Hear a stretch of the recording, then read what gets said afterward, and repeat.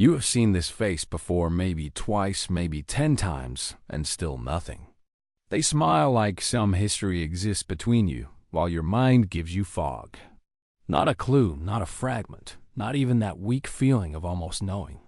And now the panic starts before a single word has left your mouth. You search their expression like it might tell you who they are. Maybe a coworker, maybe a neighbor, maybe someone from last year. Your brain starts improvising while your body performs recognition. You smile a little too naturally and hope the context reveals itself. Beneath that awkward performance lives the same quiet fear every time. What if forgetting a face means something worse about you than it should? Most people assume forgetting faces means you were not paying attention in the first place. They read it as coldness, as disinterest, or even as a quiet form of disrespect. And after enough of these moments, you may start believing that story about yourself too. You start wondering if something in you fails to register people the way it should. But forgetting a face is not always a sign that you do not care about others. And it is not proof that you are rude, shallow, detached, or socially self-absorbed. Sometimes it reflects something far more specific and far less morally loaded than that. The issue is not always your character, but the way your brain encodes visual identity. Because recognizing a face is not as simple as people like to imagine it is. It depends on attention, context, emotional state, and how the moment was first stored. A face is rarely remembered as a fixed object separated from everything around it. It often gets tied to lighting, mood, clothing, location, and the feeling of the moment. So when that person appears somewhere else, your brain may fail to make the match. Not because they meant nothing, but because the original memory was more fragile than expected. And once you understand that, the shame begins to loosen its grip a little. When you meet someone, your brain is not only looking at their face and storing it neatly away. It is reading tone, posture, expression, mood, and trying to understand the social situation fast.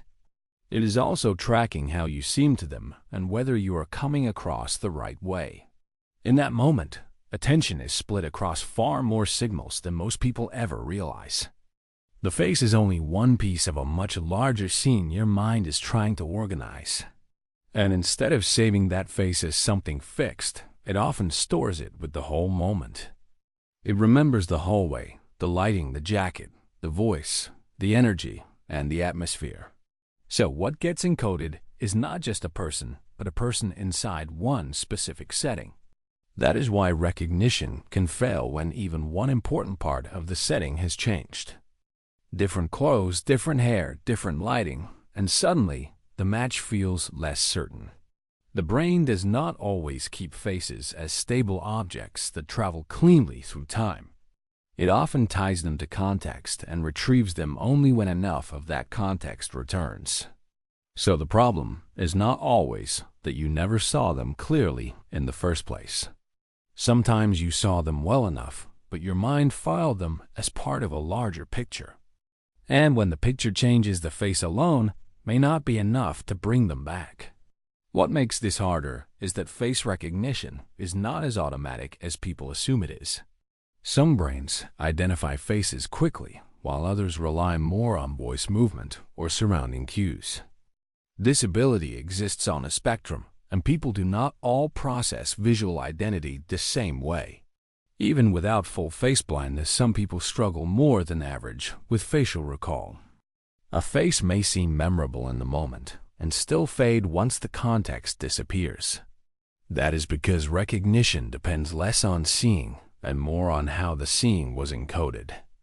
If the moment felt rushed, awkward, noisy, or emotionally crowded, the memory may stay weak. The brain stores what feels useful, and sometimes a face does not register as useful enough. It may hold the conversation, the mood, or the impression more strongly than the features.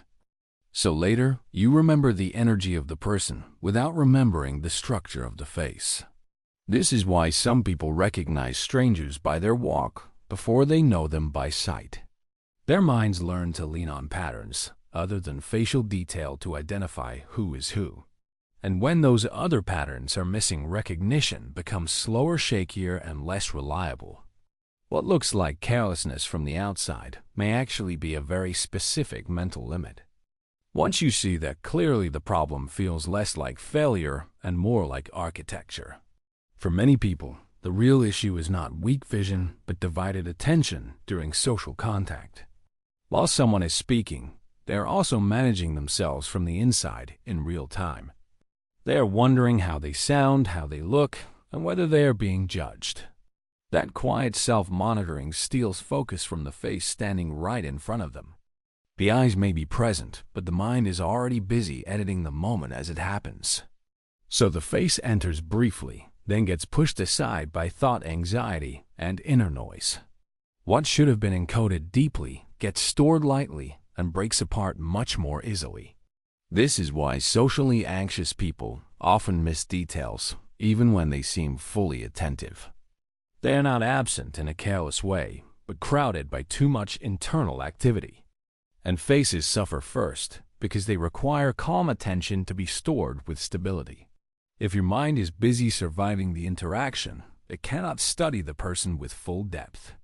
It remembers the tension, the pressure, the fear, and the need to perform correctly. Then, later you blame your memory when the real problem was overload in the moment.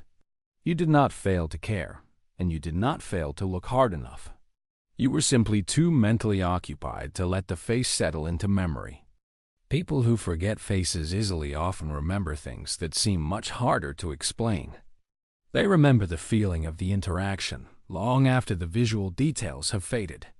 They remember the tone of the voice and the shift in energy across the conversation. They remember how safe, tense, warm, distant, or unusual the other person felt to be around. They may recall a sentence, a gesture, a laugh, or one oddly specific emotional moment. Ask them what the room felt like, and they may describe it with surprising precision. Ask them how the person looked, and suddenly the memory becomes thin and uncertain. That does not mean nothing was registered when the meeting first took place at all. It often means the brain chose impression pattern and emotion over stable visual detail. Some minds are built to store texture first, and labels or features only much later. They notice atmosphere before appearance and meaning before mechanical identification. In many ways that can make them deeply perceptive, even when recognition fails. They may miss the face, but still understand the person more than others do. So the weakness is not always a lack of social awareness, but a different priority. Their memory did not ignore the human being. It just held onto a different part. None of this means you cannot get better at recognizing people more consistently. It helps to notice one clear feature and link it to the place where you met. The goal is to give the face a stronger path back into memory next time. But the shame around this habit is usually far heavier than the habit deserves. Forgetting a face does not always mean you are cold, rude, or emotionally absent. It may simply mean your mind stores people through feeling, context, and impression first. You remember what mattered to your brain, even if others never get to see that. The face may fade, but the human weight of the moment often stays with you. If this helped you understand yourself better, subscribe for more psychology like this. We explore the hidden reasons behind human behavior, one pattern at a time.